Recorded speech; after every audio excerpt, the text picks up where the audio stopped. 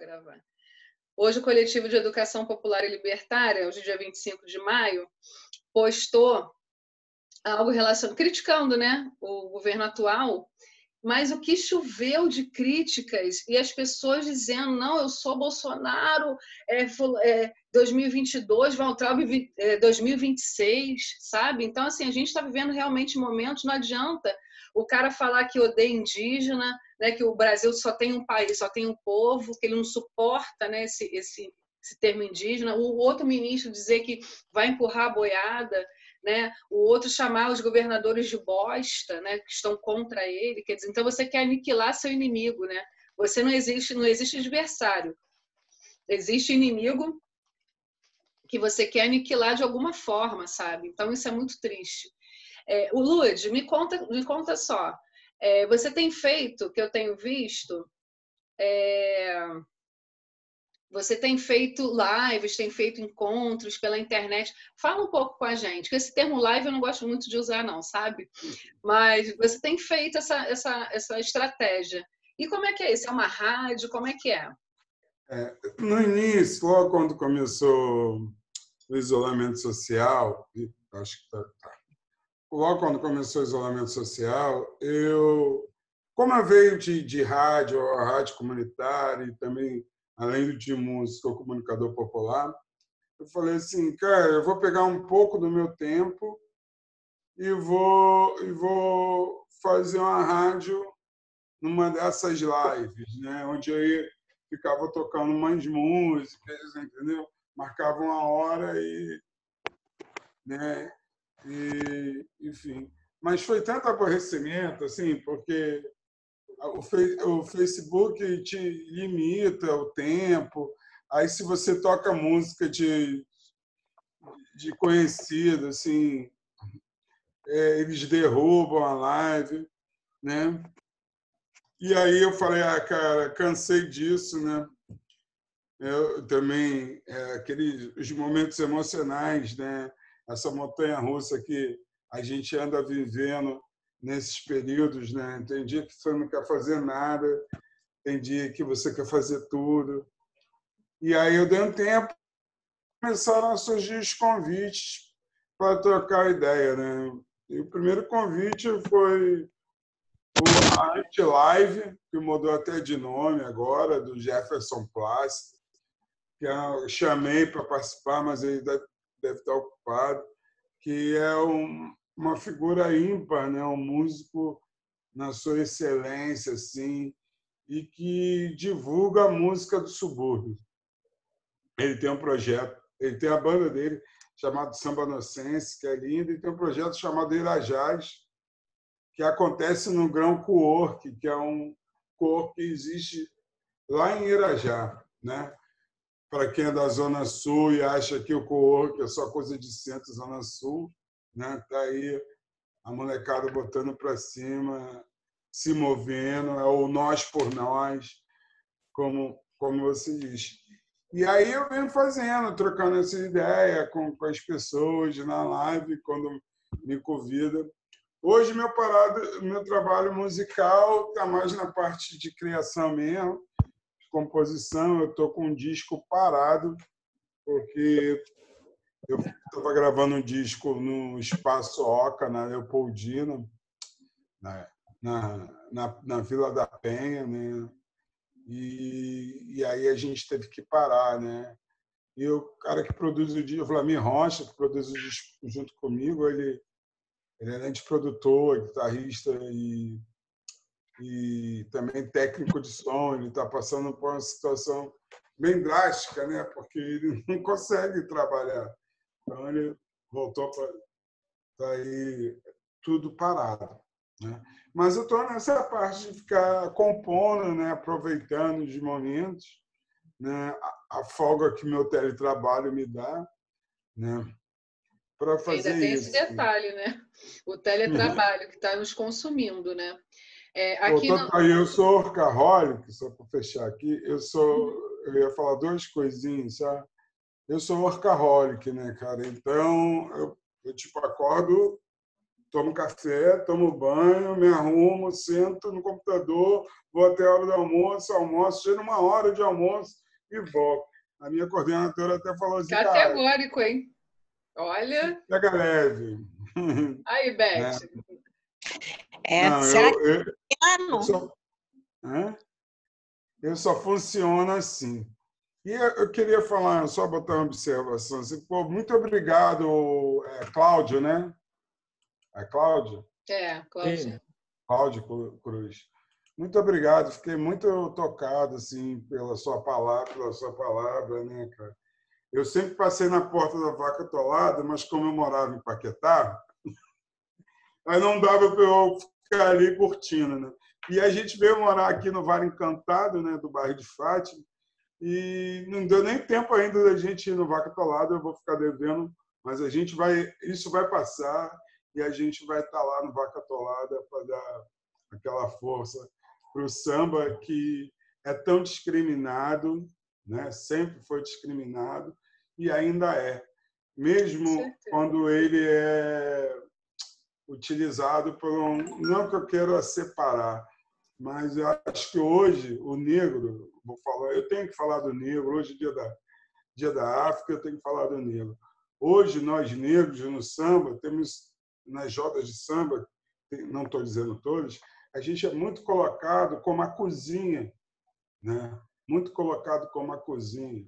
Né? O cara de frente é sempre o violão, o cara da frente é sempre alguém da Zona Sul e a gente continua coadjuvante. Né? Claro que tem as suas exceções, é lógico que tem, né? Nada é 100% nada. Né? Aí a outra coisa que eu queria falar é que a gente ainda, culturalmente, o senso comum ainda está no Brasil colônia, né? Onde a cultura, como ela é socialmente distribuída, ela é do domínio da elite. É o domínio da elite. Por isso que furar essa bolha é muito difícil. Né? Eu entrei na música, né, que é a minha parte, meu bem material, entrei muito na música, por ter uma vizinhança extremamente musical, né, como toda a favela é, né, extremamente musical, você relatou muito bem, e tem que tocar funk mesmo, meu irmão, sacou? O funk é o que é a linguagem, é o que está acontecendo, é polaroid do cotidiano da contemporaneidade. O funk é a polaroid. O funk, o rap, né, também. A rima. O funk, o rap. Entendeu? Tem várias galeras fazendo funk de altíssima qualidade. Mano Teco, por exemplo, a galera do Sarau Divergente. Né? Com certeza. Ritmo do MC Lasca, né, da Cidade Alta. Lasca. Tem uma galera aí que precisa ser ouvido, só que ele não consegue quebrar essa barreira. Ele não consegue. Como a gente que faz uma música... Eu sou bicho exótico do zoológico, sabe, Cláudio? E Itália. Os caras do rap não me acham... Não acham que eu faço rap. Os caras do rock acham que eu não faço rock. E os caras do MPB acham que eu não faço MPB. Então, e aí tu fica onde? Tu fica na berlinda, né? Aí eu criei um estilo para mim, né? Música barraco, né, cara? Música barraco, que um amigo até me definiu assim outro dia. Não, você faz urbano contemporâneo. Pô, eu gostei disso, urbano contemporâneo, é isso, eu sou um urbano. Então, mas a gente não se desprende, o senso comum não se desprende. Cultura e arte é coisa da elite. Porque o povo, por isso que as pessoas têm essa mania. Aí vai a cultura. Gente, na boa, quando a pessoa fala isso, a minha vontade de esganar o ser humano... Fala o quê, Lud, que falhou? Pode na favela levar cultura. Isso é terrível. Cara, meu Xangô grita dentro de mim que eu tenho vontade de pegar o Oxé e cortar a cabeça do interlocutor. né? É a velha lógica da colonialização, né? Da colonialidade, do colonialismo, né? Eu vou levar você até fora da caverna, né? Vou tirar você da caverna, que eu tenho cultura e você não, né? E aí a gente tem esse senso comum que acredita que a arte e cultura é domínio da elite. E aí, quando a gente quebra isso com samba, com funk... Aliás, o subúrbio, né? Eu já começo já vou ter, eu já começo a dar uma sapatada, porque outro dia eu estava fui dar uma palestra na OAB e falei, ninguém quase me jogou lá de cima. Só existe música brasileira porque existe o candomblé. E só se mantém a música brasileira porque existe o subúrbio, que existe o pobre. Você falou do seu pai negro, a gente esquece, porque tem uma lacuna na história brasileira, porque é o embranquecimento da história brasileira, e a visibilidade do negro. No Brasil colônia,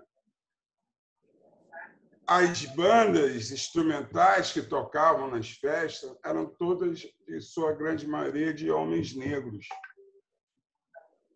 De negros, músicos negros, que a história não conta. Pixinguinha, por exemplo, era para ser acima de Frank Sinatra. E não é. Pixinguinha morreu em Olaria, lá meio que esquecido. E ele está no nível de um John Coltrane, que também era negro, mas lá nos Estados Unidos tem outra história, né? Enfim, desculpa, me alonguei muito, mas é isso. Eu acho que a gente tem que arrancar a arte, a cultura desse domínio da elite. E talvez com os guerreiros do samba e do funk que a gente consiga isso. Mas, na verdade, né, tudo que vem do gueto, da periferia, da favela, né, da negritude, é criminalizado. Né? A umbanda, o candomblé, né, o samba, o choro. E aí, quando não, eles se apropriam. Você vê o jazz, né? O jazz, o blues, você vê o próprio tango, né? Agora descobriu-se, não sei se foi agora, assim, eu pelo menos descobri há alguns anos que o tango, na verdade, não é da Argentina, ele não nasce, né, lá. Então, assim, isso é muito sério, ele nasce com a negritude, gente. Quer dizer, existe uma apropriação, inclusive tem livros sobre isso, existe uma apropriação cultural, né, uma colonialidade que você fica besta. Você vai aqui na PUC-Rio, por exemplo, né, Dila? Os sambas da PUC são todos da Zona Sul, dos meninos da Zona Sul, que aprenderam samba no Google. Entendeu? Eles não são do samba. Tá igual a outra, né? Que eu não nasci no samba, mas o samba nasceu em mim. Entendeu? Isso é uma balela. Desculpa, gente. Vocês, né, assim, que estão escutando a gente, vão escutar depois no YouTube, mas assim, é complicado, porque você desqualifica uma galera inteira que está numa correria de anos, que morre sem nenhum tipo de investimento, sem nenhum tipo de reconhecimento. Né? Isso que eu acho importante no início, quando eu falei da referência do Vaca, que ele é né, chamado Embaixada Carioca do Samba, que dá essa oportunidade de um espaço democrático, onde tem o dia dos compositores, tem um dia que eles apresentam os sambas que eles fazem, eles têm possibilidade de cantar nas rodas, sabe? Isso é muito democrático. Isso, Vaca é inovador nesse sentido. Claro que tem outros redutos de samba, né, redutos culturais de resistência, de compositores, beleza, a gente sabe disso. Mas eu acho que a gente precisa entender que são poucos esses lugares, né?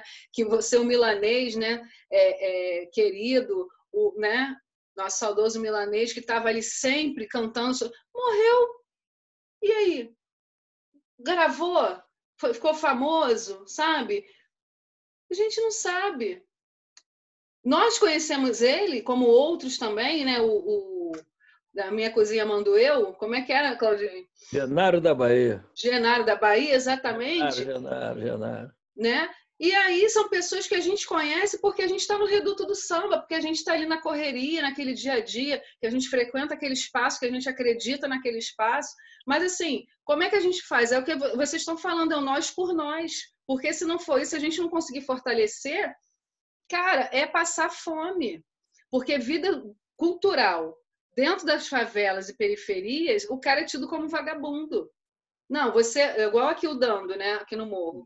O Dando, inclusive, ia participar, não conseguiu, o Dando de Antares. Ele tá fazendo, o Dando ele tá fazendo iFood, tá fazendo entrega de bicicleta. O cara que é excelente, toca debaixo do viaduto de Madureira aos sábados, tá? Sambista.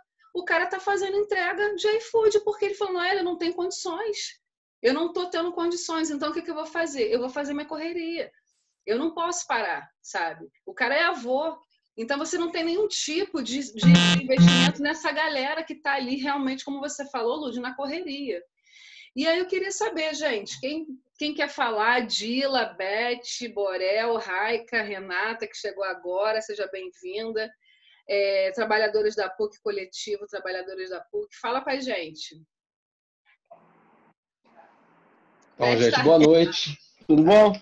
Meu nome é Tiago, faço parte aqui também em conjunto, né, do coletivo de educação, da parte dos trabalhadores da PUC.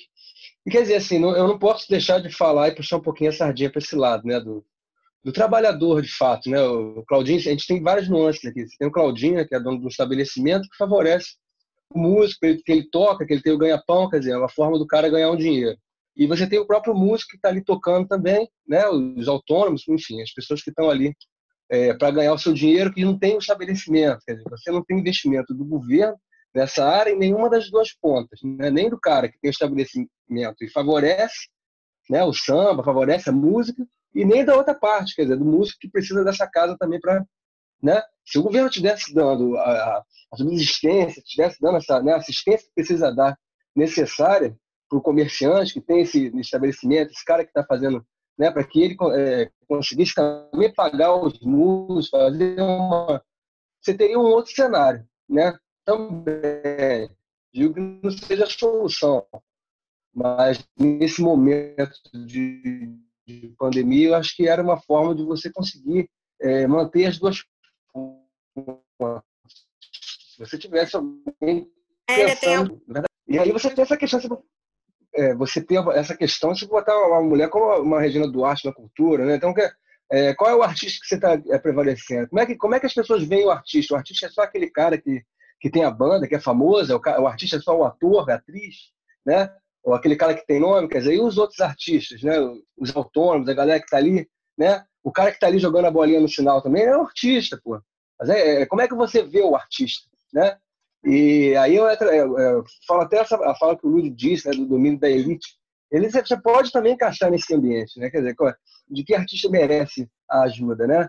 É só esse cara que está tendo investimento das grandes empresas para fazer a live, botar lá a marca dele para todo mundo ver, né? E a outra galera. Então, eu acho isso importantíssimo a gente falar sobre isso, né? Porque a discussão do trabalhador, volto a dizer sempre, ela é sempre uma coisa de base, né? Seja ela a função que for na sociedade, né?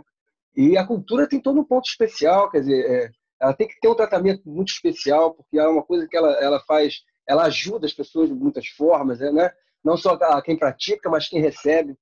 Então, é importantíssimo esse tipo de discussão. Maravilhoso. Parabéns mais uma vez ao coletivo.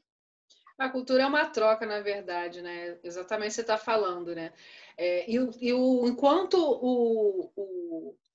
o que produz cultura, né? O artista, seja ele de que ramo for, do circo, do teatro, do cinema, da TV, da rua, enquanto ele não for tido e visto como um trabalhador, né? Que tem que ter seus direitos, né? Porque você vai, gente, não precisa ir longe, você vai na Argentina, no Uruguai, sabe? São pessoas que têm seus direitos ali enquanto artistas, sabe? Legitimados, resguardados, salvaguardados. Se acontecer algo, ele pode recorrer e ter um auxílio, né? E simplesmente no Brasil, eu falar no Rio de Janeiro, no Brasil a gente não tem esse tipo de prática, né? Ou o cara ele fica ali fazendo essa correria, juntando seu dinheiro ou fazendo outro corre, né? Inclusive, eu falei do iFood, ele também trabalha de pedreiro, então você tem que ter vários corres, porque um só não dá para você sobreviver, porque você não sobrevive da arte. Se você não for considerado o artista, como o Thiago falou, né? Que só é considerado artista quando...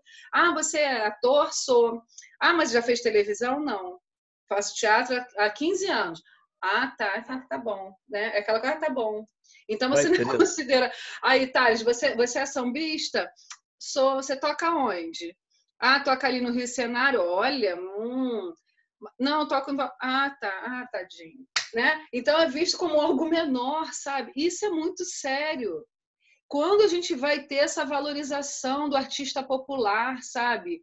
Do artista, o Luiz falou que não gosta de falar independente, mas o artista que leva a sua vida dependendo, sim, da soma dos irmãos e das irmãs, mas que está fazendo o seu corre ali por ele mesmo, muitas das vezes. Fala, Claudinho. Não, eu queria falar sobre esse assunto aí, né? Sobre esse problema, que eu fico muito preocupado toda vez que vai ter roda lá no Vaca, né? Toda vez, eu só abro com roda, né? E aí, por várias vezes, você sabe que ali inunda, né? Enche e não tem condição de fazer. Várias enchentes eu passei lá dentro. Não, então. E aí o que acontece? A roda não pode acontecer. Não tem nem como ligar nada e tal. E por várias vezes os músicos ficaram assim, porra. Aí um dia não, várias vezes, um deles, o do Samba na Fonte, que são os sambas autorais, né? Pô, Cláudio, dá para você pelo menos arranjar R$20 aí para cada um poder ir para casa? Eu falei, não, meu irmão. Eu só abro a casa com o dinheiro de vocês já aqui. Se não vai ter a roda, não é por culpa de vocês. O dinheiro está todo. Você vai pagar tudo? Vou pagar tudo, está aqui. Sabe por quê? Porque eu sei que muitos que estão ali não têm esse emprego e, na verdade, tocar o segundo emprego, é um biquinho, né? E o cara vai para ali na intenção de fazer uma feira no dia seguinte. É isso aí. Mas é verdade. Quem está te falando, olha só, quem está falando para você é um filho de músico que eu acho que pelo menos mais 8, 7 vezes foi despejado quando criança.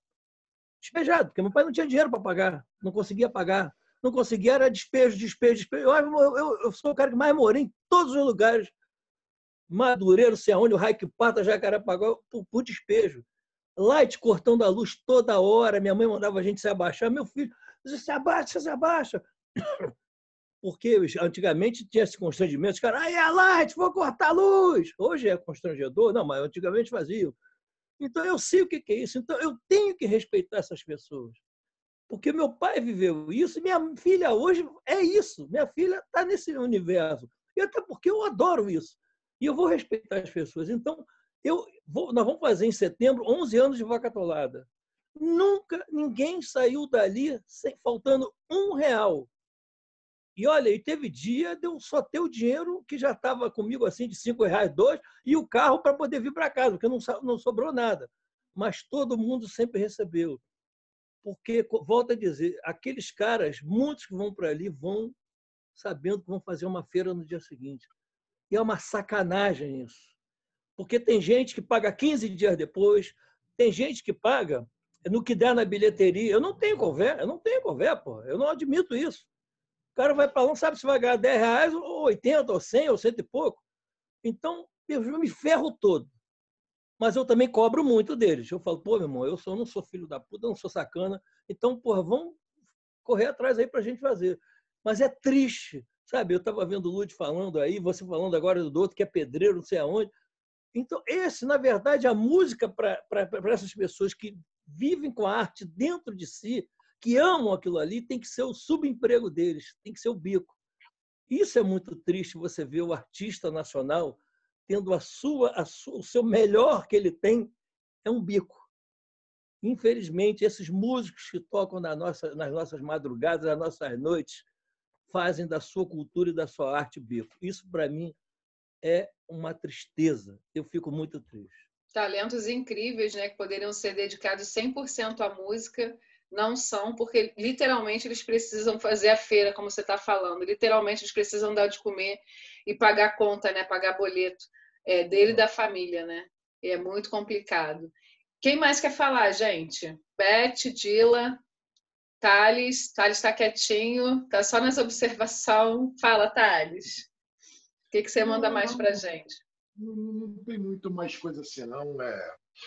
Que a gente, né, foi para um lado assim das narrativas, das pessoalidades, mas algo que tem me preocupado assim muito é o papel do Estado neste momento, assim, de como se mobilizar, entendeu? Para reivindicar isso nesse contexto que não tem nenhum ser humano vivo, né? Num mundo que tenha visto algo semelhante. Aí eu sei que em Niterói, né, teve uma mobilização, o que aconteceu, teve um auxílio emergencial, né, que está para ser liberado para os profissionais da cultura.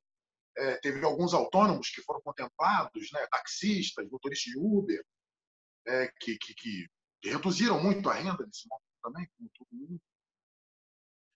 E tem um fundo emergencial aprovado, né, na Alerj, desde o dia 12 de maio, e sentaram em cima. Não tem mais quem fale, e a gente já está há mais de 15 dias aí, né, com essa complicação de quanto poderia ser, de qual vão ser os critérios, né, para poder ser contemplado. Então, tem me preocupado muito esse viés da assistência mesmo, né? Já que temos uma calamidade decretada, então tudo é emergencial. E o mais interessante, Thales, que você traz para a gente, né, dentro dessa questão do Fundo Emergencial da Cultura, plano de crise, né, lá em Salvador, a questão de Niterói, que eles falaram hoje nesse encontro que eu falei da UFBA, eles falaram também, né, referenciaram Niterói nessa questão. E eu não sabia da Alerj, é um dado que você está trazendo para a gente, né? Importante registrar isso aqui. Não sei quem puxou, não sei qual partido que puxou, mas quem puxou não está dando continuidade, né? E isso é muito sério, porque cada dia que passa é menos um dia que você não come. Então, assim, passou ontem, não, a gente vai resolver na próxima sessão, né, na plenária a gente vai resolver e nunca resolve, né? Enquanto isso, quem tem fome tem pressa, né? O artista com a sua família, boletos vencendo, precisando viver, sobreviver, e está ali esperando agora a burocracia do Estado, né, nessa máquina que olha para você com olhos de assistencialismo, né? Você, como assistente social, você sabe, né, diferenciar mais do que eu que fiz ciências sociais, o que é uma política assistencial, né, do assistencialismo, né, o popular do populismo. Quer dizer, uma coisa que é direito realmente do cidadão, né, está sendo visto como esmola. E não é esmola, gente. A gente está passando por uma pandemia sem precedentes. Depois da Segunda Guerra Mundial, esse, para mim, pelo menos para mim e para algumas pessoas, é o pior momento que a gente está vivendo depois da Segunda Guerra, sabe? E a gente simplesmente está fechando os olhos. E eu digo, quando eu falo a gente está tentando de alguma forma aqui, nós, né, de um campo mais progressista, de um campo mais revolucionário, de um campo mais resistente, a gente está tentando seguir, mas a gente não está conseguindo também, né? A gente não tá conseguindo atingir o que a gente quer atingir, né? Na verdade, a gente queria atingir muito mais. Quando o Lud começa um processo que ele não dá continuidade, isso para a gente é derrota também, sabe? Isso é muito triste. Quando eu vejo que essa sala podia estar muito lotada, muito cheia, eu sei que os companheiros que queriam estar aqui não estão porque não têm acesso a uma internet de qualidade, porque vive de dados pré-pagos, porque vive pegando sinal nos postes, sabe? E isso é muito triste, porque eles vão ficar sempre aquém, vão ficar sempre à margem das informações. Quer dizer, se a gente não consegue levar, isso, como eu falei, está sendo gravado, mas se não tivesse, ia morrer aqui, ia ficar por aqui mesmo, Thales. E a gente não ia passar essas informações. Então, assim, quando a gente transforma isso em informação pública, é um processo de formação. Eu acho que a gente precisa, né, a questão da pedagogia das brechas, né, ir pelas brechas mesmo para a gente conseguir tentar fazer essa resistência, porque senão a gente não consegue. Literalmente. E esperar pelo Estado, de fato, como você está colocando, é esperar, será que eu vou ganhar mesmo? Ou outro que não precisa vai ganhar no meu lugar porque ele tem conchavo lá dentro. Ainda tem esse detalhe, né? ainda tem essa coisa sórdida e perversa, que é eu vou ajudar os meus para mim, para os meus tudo, para os outros a lei, né? Então, isso é muito triste, é muito perverso, é calamitoso, literalmente. Gente, mais alguma coisa? Dila tá caladinha hoje, Beth também, Raika, tá todo mundo caladinho. É isso? Então, gente, Thales, quer fazer alguma Oi. consideração? Claudinho, Raika, querida. Oi, posso falar? Pode falar. Quer falar, Raika? Quer fazer alguma Vou consideração, falar. provocação? Fala com a gente. Boa noite, meu nome é Raika, sou aluna do NEAD, do grupo de estudos pré-vestibular. Hoje, para mim, foi muito enriquecedor ouvir, né, um pouco mais da cultura e a calamidade que está passando, né? Porque muitas das vezes eu não sei o que acontece, a gente não sabe o que acontece, é como os companheiros aí disseram, a gente sabe só o que vê, né, na televisão, os grandes artistas lá fazendo suas lives, ganhando seus reconhecimentos, e aqueles artistas de verdade lá por trás, passando as dificuldades do dia a dia, né? Ter que fazer da sua vida, do seu amor, do seu trabalho, que é a arte, o segundo plano de vida, né? Porque tem que ter outras coisas primeiro para fazer, como a Anália falou do Dandy, né? Fazer uma correria, né? Lá de entrega, ser pedreiro, e cada um tendo que se virar como pode, porque não tem uma assistência, né? Como deveria. E é triste saber aí, como agora eu fiquei sabendo, que tinha lá 5 bilhões parado para a cultura, e isso não é distribuído, né? E como sempre, a má distribuição de verbas, né, para quem realmente precisa, é que vem crucificando, sacrificando os artistas, né, que vivem da arte, do que amam, e não pode fazer muitas das vezes, né? E isso é muito triste de saber, difícil. Para mim foi enriquecedor saber da história por trás da história, que sempre eu aprendi isso no NEAD, né? Sempre tem a história por trás da história, né? Como do tango, que vem dos negros, que vem lá da cultura, e as pessoas. E é interessante saber que realmente ou não é valorizado ou se apossam, né? Que verdadeiramente é quando eles acham lindo aos olhos deles, se apossam, né? Para exibir como algo interessante, né? E quando não interessa, é excluído, discriminado, né? E é bom porque, assim, eu tô falando bom no meu sentido de que eu venho aprendendo um pouco mais, né?